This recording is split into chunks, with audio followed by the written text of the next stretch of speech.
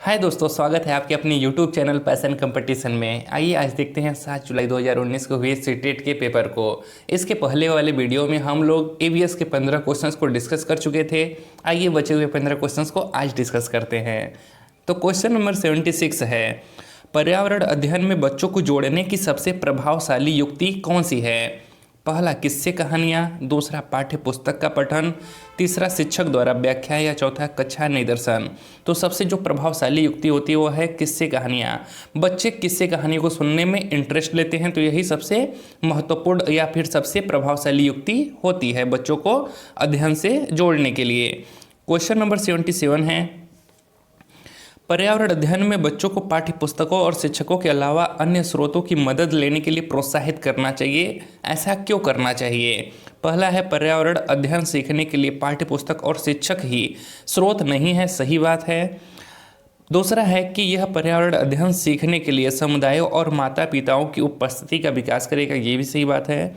तीसरा, यह शिक्षकों को बच्चों की पृष्ठभूमि को जानने का अवसर देगा। यह भी सही बात है। चौथा, यह बच्चों के सौंदर्यगत और मनोक्रियात्मक कौशल का विकास करेगा। मनोक्रियात्मक कौशल का विकास तो करेगा, किंतु सौंदर्यगत का इससे कोई लेना देना नहीं है, तो ये ऑप्शन सही नहीं होगा। तो option number A, B, C आपका सही होगा। आइए देख लेते हैं किसमें है। तो यहाँ पर कौन सा दूसरा सही होगा, A, B, C वाला। ये क्वेश्चन नंबर 78 देखते हैं। एक शिक्षक हमेशा क्रियाकलापों को कराने के बाद प्रश्नों और चर्चाओं का संचालन करता है। क्रियाकलापों, प्रश्नों और चर्चाओं के संचालन करने का उद्देश्य क्या है? पहला है, बच्चों की प्रक्रिया कौशलों का आकलन। सही बात है। बच्चों को खोजने का अवसर देना। ये भी सही है। बच्चों को अपनी अभिव्यक्ति का अवसर देना। ये भी सही है। बच्चों में उनके सीखने की गति के आधार पर विभेद करना। जी नहीं, उनमें विभेद नहीं करना है, बल्कि उन्हें कोऑपरेट करके, सहयोग करके सीखने पर बल देना है। तो आपका ऑप्शन नंबर कौन सा A, B, C सही होगा। जिसमें तीनों होगा वही आपका सही जवाब होगा, तो आपका चौथा सही होगा A, B, C। ठीक है, ये क्वेश्चन नंबर 79 देखते हैं। एक शिक्षक खाना किस प्रकार से खराब होता है पर एक प्रयोग करता है। शिक्षक बच्चों के समूह बनाकर उनको प्रयोग से संबंधित सामग्री देता है। शिक्षक बच्चों के समूह क्यों बनाता है? पहला है, यह सहपाठी अधिगम का समर्थन करता है। सही बात है। दूसरा है, यह बच्चों की सामाजिक अंतःक्रिया में सुधार करता है। ये भी सही है। तीसरा है कि समूह अधिगम बिना बोझ के पर्यावरण अध्ययन के अधिगम का प्रभावशाली तरीका है। जी नहीं, केवल समूह अधिगम ही नहीं, और भी बहुत सारे तरीके हैं बिना बोझ के शिक्षा के। चौथा है कि कक्षा में अनुशासन को बनाए रखने के लिए समूह में अधिगम एक महत्वपूर्ण युक्ति है। जी नहीं, ये भी गलत है। तो आपका ऑप्शन नंबर A और B सही होगा। तो कौन सा? केवल A और B आपका सही जवाब है। आइए क्वेश्चन नंबर 80 को देखते हैं कि निम्नलिखित में से क्या पर्यावरण अध्ययन में आकलन के लिए संकेतक नहीं होना चाहिए?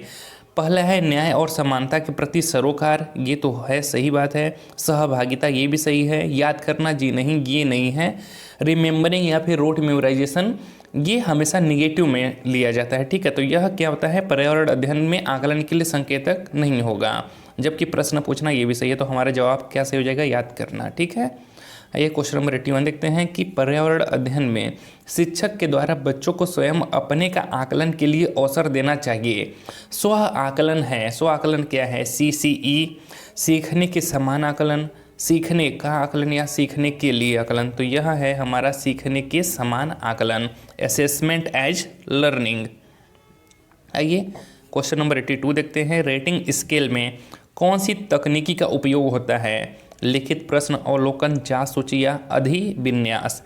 तो रेटिंग स्केल में आपकी जांच सूची या इसी को इंग्लिश में चेक लिस्ट कहते हैं, इसका उपयोग होता है। आइए क्वेश्चन नंबर 83 देखते हैं। निम्नलिखित में से कौन सा पर्यावरण अध्ययन का उद्देश्य नहीं है? बच्चों की जिज्ञासा और सृजनात्मकता का पोषण करना, ये तो उद्देश्य होता है। परिवेशी मुद्दों पर जागरूकता का विकास करना, ये भी उद्देश्य होता है। बच्चों को स्वयं अपने हाथ से कार्य करने और खोजने की क्रियाकलापों से जोड़ना, ये भी उसका उद्देश्य होता है। बच्चों को पाठ्य पुस्तकों की परिभाषाएं प्रदान करने के लिए प्रोत्साहित करना, जी नहीं, केवल बच्चों को परिभाषाएं नहीं रटाना है। तो यही हमारा सही जवाब होगा, क्योंकि हमें नेगेटिव आंसर खोजना था। आइए क्वेश्चन नंबर 84 देखते हैं।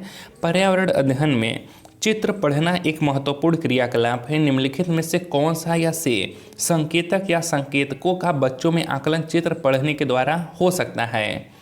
पहला है अवलोकन और अभिलेखन, दूसरा अभिव्यक्ति, तीसरा विश्लेषण और चौथा प्रयोग करना। तो जब भी हम किसी चित्र को देखते हैं तो उसका क्या करते हैं, अवलोकन भी करते हैं और अभिलेखन भी कर लेते हैं। उसके देकर उसके बारे में जो हम चर्चाएं करते हैं, अपने शब्दों को एक्सप्रेस करते हैं, यानी कि अपनी मन की अभिव्यक्ति भी कर लेते हैं। और उसमें से जब भी हम कोई कमी को ढूंढते हैं या फिर एक दूसरे का क्या करते हैं, चित्र को पार्ट में तोड़ कर देखते हैं, तो उसका हम विश्लेषण यानी कि एनालिसिस भी कर लेते हैं, किंतु उसका कहीं पर भी एक्सपेरिमेंटर नहीं करते हैं, यानी कि प्रयोग नहीं करते हैं। ठीक है, तो आपका ए बी सी सही है, ऑप्शन नंबर 2 सही होगा। आइए क्वेश्चन नंबर 85 देखते हैं। किसी पर्वतीय क्षेत्र में प्रेक्षण करने पर यह पाया गया कि लोगों ने अपने घर पत्थर, मिट्टी, लकड़ी और चूने से बनाए हैं। यह घर 2 मंजिलें हैं। नीचे की मंजिल पर जानवरों को रखते हैं तथा ज़रूरत का सामान भी इकट्ठा करके रखते हैं। यह स्वयं पहली मंजिल पर रहते हैं। सभी घरों की छतें समतल हैं तथा इन्हें पेड़ों के मोटे तनों से बनाया गया है। यह पर्वतीय क्षेत्र नीचे दिए गए किस प्रदेश का भाग है? पहला है अरुणाचल प्रदेश, दूसरा मेघालय, तीसरा हिमाचल प्रदेश और चौथा जम्मू कश्मीर। तो यह किसका भाग है? यह जम्मू कश्मीर में ऐसे घर पाए जाते हैं, या फिर इसी की जगह पे आपको ऑप्शन में लद्दाख भी मिल सकता था, तो वो भी सही रहता। आइए क्वेश्चन नंबर 86 देखते हैं। झूम खेती में अपनाई जाने वाली पद्धति, ठीक है, झूम खेती में अपनाई जाने वाली पद्धति के विषय में नीचे दिए गए कथनों पर विचार कीजिए। एक फसल प्राप्त करने के बाद जमीन का कुछ साल तक ऐसे ही छोड़ देते हैं, सही बात है, झूम खेती में ऐसे ही होता है। इस जगह जो बांस या खरपतवार उग आता है उसे उखाड़ कर जला देते हैं, जी नहीं। खरपतवार आदि को जलाने पर प्राप्त राख को खाद की तरह काम लेते हैं, ऐसा भी नहीं करते हैं। जब इस जमीन में खेती की बारी आती है तो बीज छिड़कने से पहले इसे गहरा जोता जाता है, जी नहीं, हल्का जोता जाता है। तो ऑप्शन नंबर ए केवल सही होगा। ठीक है, तो कौन सा सही होगा? केवल ए आपका सही है। आइए क्वेश्चन नंबर 87 देखते हैं। नारियल डली हुई किसी भी करी के साथ उबला हुआ टैपियोका निम्नलिखित में से किस क्षेत्र का प्रिय भोजन है? तो जब भी टैपियोका की बात करें तो यह आपका केरल का प्रिय भोजन होता है। आइए क्वेश्चन नंबर 88 देखते हैं कि आमतौर पर यह माना जाता है कि रात में जागने वाले जानवर हर चीज़ को जिस रंग में देखते हैं वे रंग हैं, यानी कि जो भी जानवर रात में जगते हैं या फिर रात में देखते हैं, ठीक है, रात में जागने वाले या फिर रात में देखने वाले जो जानवर होते हैं उनको किस रंग में चीज़ें दिखाई देती हैं? तो वह आपके काला और सफ़ेद में देखते हैं। ठीक है, काला और सफ़ेद में। इसका एक उदाहरण है उल्लू। ठीक है, उल्लू भी रात में जगता है और वह चीज़ों को कैसे ब्लैक एंड वाइट में देखता है। और उल्लू जो होता है वह अपने गर्दन को पूरा पीछे घुमा लेता है, काफ़ी हद तक पीछे घुमा लेता है। ठीक है, आइए क्वेश्चन नंबर 89 देखते हैं। केंचुओं को किसानों का मित्र माना जाता है, इसके लिए निम्नलिखित में से सही कार्डों को चुनिए। तो एक तो प्रश्न यहाँ से यह भी बनता है कि किस को या किस कीट को क्या किसानों का मित्र कहा जाता है? तो वह केंचुए को कहा जाता है। ठीक है, केंचुए। आइए ऑप्शन देखते हैं कि केंचुए मृत पत्तियों और पौधों को खाते हैं तथा इनके मल से जमीन उपजाऊ बनती है, सही बात है। केंचुए खरपतवार खाते हैं जिससे मुख्य फसल की रक्षा होती है, जी नहीं, केंचुए खरपतवार नहीं खाते हैं। केंचुए जमीन में छेद बनाते हैं जिससे जमीन पोली हो जाती है, ये भी सही है। केंचुए द्वारा बनाए गए छेदों से जमीन को आसानी से हवा और पानी मिल जाता है, ये भी सही है। तो आपका ए, सी और डी सही है। कौन सा? ऑप्शन नंबर 3 सही हो जाएगा, सी, डी, ए।